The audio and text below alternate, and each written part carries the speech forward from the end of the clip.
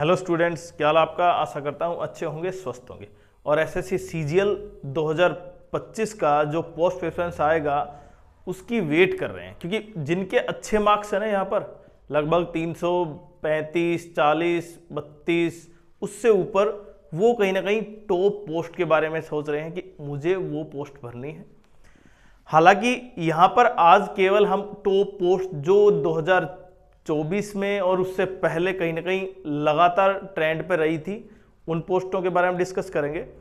और जो ये पोस्ट है, सारी की सारी पोस्ट क्या है, 4600 ग्रेड पे की पोस्ट है और प्रत्येक बच्चे के माइंड में ये है जो ट्रेंडिंग पोस्ट है वो प्राप्त करूं। तो इसलिए आज हम इन्हीं पोस्टों के बारे में डिटेल से पढ़ते हैं। और जिन बच्चों को ये लगता है ना कहीं कंफ्यूजन है कि इन दोनों में से मुझे कौन सी प्राप्त होनी चाहिए या कौन सी मिलेगी एक्चुअल में, वो बड़ा एक पॉइंट है। क्यों? क्योंकि 2024 का जो रिजल्ट आया था ना, फाइनल रिजल्ट, उसमें 9 और 10 क्वेश्चन क्या थे, रॉन्ग थे। इसलिए एसएससी ने सबको बोनस दे दिया था, सबको बोनस दे दिया था। और अब की बार भी एक प्रोबेबिलिटी वाला क्वेश्चन जो मैथ में है वो बोनस मिलेगा, एक तो वो है। और बाकी भी अब कितना एसएससी बोनस देती है वो एक इंपैक्ट करेगा। बट कहीं ना कहीं देखें, जो बच्चों ने यहां पर क्वेश्चन टिक किया है, मैंने बताया भी था कि यहां पर इंपैक्ट इसलिए होगा कि जो बच्चे उस क्वेश्चन को टिक कर आए हैं जिसको मार्क्स मिल चुके हैं उसको बोनस नहीं मिलेगा। लेकिन दूसरा जो टिक कर आए हैं और वो गलत है और एसएससी ने उसको बोनस दिया है, तो उन बच्चों को मार्क्स मिलेंगे और कहीं ना कहीं चेंज हो सकता है लास्ट का सिनारियो। लेकिन कितना होगा वो एसएससी डिसाइड करेगी, क्योंकि एसएससी के पास ही लास्ट क्या है, अल्टीमेट डिसीजन की कौन सा क्वेश्चन सही है और गलत है। क्योंकि अगर ये मैं 2024 की बात करूं तो जहां पर 9 और 10 क्वेश्चन गलत थे और उसका माननीय कोर्ट में भी मामला गया था, तो वो केस भी क्या हो गया, खत्म। मतलब अब उस केस से रिलेशन कोई नहीं है। तो अब की बार भी शायद वही चांस हो सकता है, लेकिन कितने ज्यादा होंगे ये एक इंपैक्ट करेगा। बट 1 से 2 क्वेश्चन ज्यादा इंपैक्ट नहीं करेंगे, लेकिन क्वेश्चन भी ज्यादा है तो कहीं ना कहीं ये भी संख्या ज्यादा रहेगी। तो सबसे पहले मैं एमईए की बात करता हूं, मिनिस्ट्री ऑफ एक्सटर्नल अफेयर्स। इसकी कट ऑफ यूआर में 362, मतलब जो लास्ट कैंडिडेट था selected ASO MEA ministry of external affairs, वो 362 यूआर कैटेगरी की बात कर रहा हूं। देखिए यहां पर ये कहीं ना कहीं सबसे ज्यादा ट्रेंड बना हुआ है, मतलब सबसे ज्यादा ट्रेंडिंग क्या थी, एएसओ एमईए। और अब की बार भी ठीक ठाक वैकेंसी है, इतनी ज्यादा कम नहीं वैकेंसी है। दूसरा इंपैक्ट, अब जिन बच्चों को कहीं ना कहीं, क्योंकि ये दिल्ली बेस है तो इसलिए सिंपली जो नॉर्थ के हैं वो तो मेन जो दिल्ली के आसपास के हैं उन्होंने भी फिल किया होगा। ऐसा तो है नहीं जो साउथ का है वो कोई और कारण भी हो सकता है भाई, ठीक है, वो सबकी अपनी अपनी चॉइस है। उसके बाद कहीं ना कहीं देखिए ईडी में वैकेंसी हर बार कम रहती है और अब की बार भी उतनी वैकेंसी है जितनी जाके ना के बराबर, लगभग उतनी जो 2024 में थी। और इसकी भी 359 समथिंग गई थी भाई ईडी में। हालांकि वैकेंसी एएसओ में ठीक ठाक थी, इससे काफी ज्यादा थी, लेकिन फिर भी 359 सिलेक्टेड कैंडिडेट, ये लास्ट सिलेक्टेड कैंडिडेट था भाई ईडी में, assistant enforcement officer, AEO, enforcement directorate के अंदर। और यही ट्रेंडिंग पोस्ट क्या थी, इनकम टैक्स इंस्पेक्टर भाई, ये भी 357 फिर 359 के आसपास, ये भी वही था। मतलब जिन बच्चों ने वास्तव में टॉप पोस्ट ढूंढी वो क्या थी, आईटीआई, एएसओ एमईए और ईडी। और ईडी क्योंकि देखें एनफोर्समेंट डायरेक्टर, ये खासकर अब ईडी का काम थोड़ा सा क्या हो गया, विस्तृत हो गया है। पहले जो ईडी का काम था वो थोड़ा कम था, अब ज्यादा हो गया है। लेकिन जो सामने दिखाई देता है आपको इनकम टैक्स इंस्पेक्टर, वो भी बच्चों के लिए बहुत ट्रेंडिंग बनी हुई है। और ये सारी की सारी पोस्ट कितने ग्रेड पे है भाई, 4600 ग्रेड पे की पोस्ट है। और मैं इसलिए बता रहा हूं कि अब की बार इंपैक्ट होगा। लेकिन यहां पर 9 से 10 क्वेश्चन, मतलब आप 30 मार्क्स एवरेज में, 27 से 30 मार्क्स, मतलब मैं अगर एवरेज में 28 मार्क्स घटा देता हूं इनमें से, 362 - 28, तो देखिए यहां पर कितना बना, 334। अगर पेपर का लेवल ठीक ठाक, लेकिन पेपर का लेवल 2024 के मुकाबले ठीक ठाक है, वो भी ठीक था, लेकिन यहां पर और भी ठीक है, मतलब मॉडरेट है। तो 334, अगर यहां पर ये मार्क्स घटा देते हैं बोनस के, तो 334 जो लास्ट सिलेक्टेड कैंडिडेट है वो होता 334। वैकेंसी अब की बार थोड़ी सी ज्यादा है, इसके मुकाबले नहीं, कम है भाई, ज्यादा नहीं, कम है 2024 के मुकाबले। तो कहीं ना कहीं कट ऑफ थोड़ी सी अप करेगी बिल्कुल। तो देख सकते हैं जो हमने आइडिया दिया था आपको कि लगभग इतने मार्क्स के आसपास आपको मिल जाएगा ASO MEA, और उससे रिलेटेड हमने प्रत्येक की डाल भी रखी है। अगर आपने वो वीडियो नहीं देखा है तो जाकर देख सकते हैं। अब मैं मेन पॉइंट पे आऊं, यहां पर ASO CSS, देखिए ये भी ASO MEA था, ये भी ASO CSS में क्या होता है, सेंट्रल सेक्रेटरीट सर्विस, उसमें काम जब कहीं ना कहीं जब पार्लियामेंट सेशन होते हैं तब समय ज़्यादा लगता है, वहाँ पर काम ज़्यादा होता है, बाकी में कम होता है, तो इसलिए भी बच्चे ऑप्ट कम करते हैं। तो इसकी कट ऑफ लगभग 355 के आसपास थी भाई। देखें लगभग इनसे कितना डिफरेंस है यहाँ पर।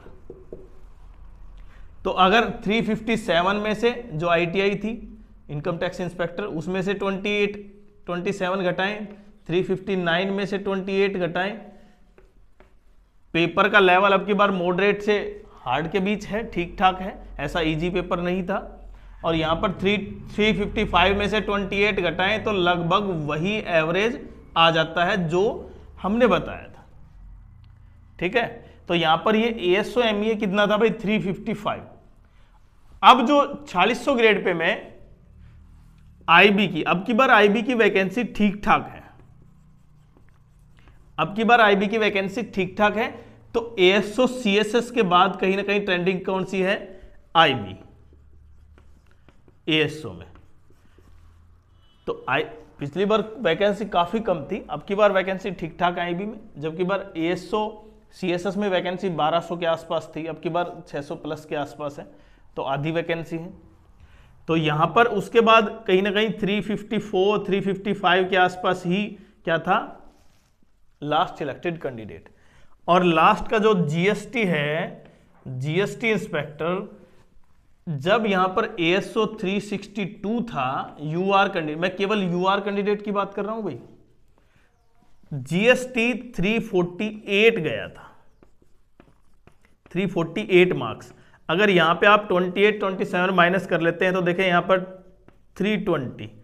तो अब की बार बच्चों को लग रहा है कि 320, लेकिन GST की वैकेंसी पिछली बार काफी ज्यादा थी, अब की बार 1300 के मैक्स 1300 के आसपास है, वो 1200 1300 के आसपास, लेकिन पिछली बार ज्यादा थी, 2500 के आसपास थी। तो ये जो वैकेंसी कम हुई है, ये जो वैकेंसी यहां पर कम हुई है, तो क्लियरली ये मेंशन है कि कट ऑफ इन, अगर आप बोनस मार्क्स माइनस कर देते हैं सब में से, तो मिनिमम GST इंस्पेक्टर है यहां पर, जो टॉप में 5-6 पोस्ट की बात कर रहा हूं ना, वो उसके बाद देखिए ASO में तो MEA है ही, CSS है ही, और वैसे अगर आपको स्टेट में चाहिए तो ITI ED और GST वैकेंसी ठीक ठाक रहती, ED की वैकेंसी कम है, बाकी ये ठीक ठाक है। तो अगर आप एवरेज में 320 के आसपास देखें यहां पर मार्क्स हैं, और CPT क्लियर है, क्योंकि ये वैकेंसी किसकी है भाई, CPT बेस है। और अगर CPT क्लियर है मतलब 27 मार्क्स हैं आपके UR में, कंप्यूटर में, तो फिर इसका मतलब बहुत अच्छे चांसेस। लेकिन आपको भी पता है कि कंप्यूटर में मार्क्स नहीं आ रहे, एवरेज में बच्चे बहुत ज्यादा क्या है, CPT क्वालिफाई नहीं है, मार्क्स अच्छे होने के बावजूद भी CPT क्वालिफाई नहीं है। तो अभी यहां पर दो सिनेरियो बन रहे हैं भाई, पहला तो कंप्यूटर में बोनस, अब कंप्यूटर में SSC कितना बोनस देती है वो एक इंपॉर्टेंट है, क्योंकि 20 के 20 क्वेश्चन चैलेंज है, 60 मार्क्स के क्वेश्चन है और 20 के 20 चैलेंज है। अब ये तो ऑब्वियसली है कि 20 के 20 तो गलत है नहीं, इनमें से मिनिमम एक क्वेश्चन गलत है। अगर उसके मार्क्स मिलते हैं 3, तो नेगेटिव मार्क्स भी वो भी ऐड होगा।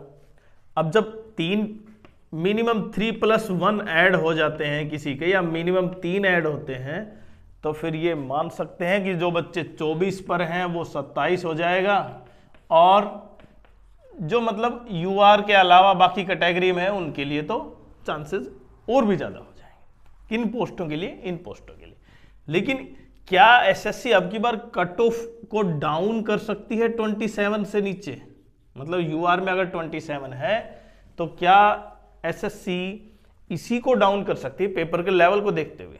ये जरूरी नहीं है पेपर का हर बार 27 हो, लेकिन अगर देखें 2 ही तरीके हैं, या तो बोनस दिया जाए या कट ऑफ को डाउन किया जाए, तभी लेवल पता चलेगा उसी लेवल पर।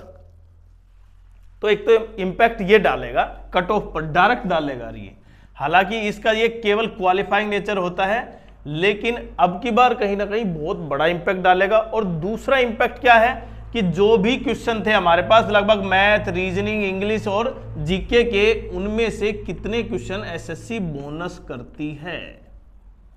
मतलब मैथ में तो बिल्कुल प्रत्येक बच्चे को पता चल गया है कि भाई प्रोबेबिलिटी वाला क्वेश्चन 3 मार्क्स +1, किसी के 4 जुड़ेंगे, किसी के 3 जुड़ेंगे, लेकिन किसी के पहले से ही 3 जुड़ रहे हैं। और यहां पर 3 मार्क्स का अंतर देख सकते हैं आप, बिल्कुल 362, 359, यहां पर 2 ही मार्क्स है क्या आपका ईडी और एएसओ में। तो अगर जैसे जैसे नीचे मार्क्स आएंगे ना, ये लगभग 310, 308 के आसपास मार्क्स आएंगे, और यहां पर 3 मार्क्स कम या ज्यादा होने से इंपैक्ट बहुत अच्छा पड़ेगा। 3 मार्क्स कम क्यों? जिसको पहले से ही मिला हुआ है प्रोबेबिलिटी में, ध्यान से समझे आप, जिसको प्रोबेबिलिटी का क्वेश्चन है उसमें पहले से ही मार्क्स मिले हुए हैं, उनको मार्क्स नहीं मिलेंगे। तो इंपैक्ट तो क्या डालेगा भाई, यहां पर पेपर में जितने क्वेश्चन थे, कंप्यूटर में जितने क्वेश्चन थे। हालांकि पहले कंप्यूटर में इतना इंपॉर्टेंट नहीं था, लेकिन अब की बार कंप्यूटर भी बहुत इंपॉर्टेंट है, मतलब उससे भी ज्यादा इंपॉर्टेंट है। तो इसलिए जो टॉप पोस्ट है, देखें, अगर मैंने ये एक संभावना जताई जा रही है, अगर 2 क्वेश्चन या 1 क्वेश्चन भी बोनस कर दिया एसएससी ने कंप्यूटर का, तो कट ऑफ में काफी बदलाव आ जाएगा।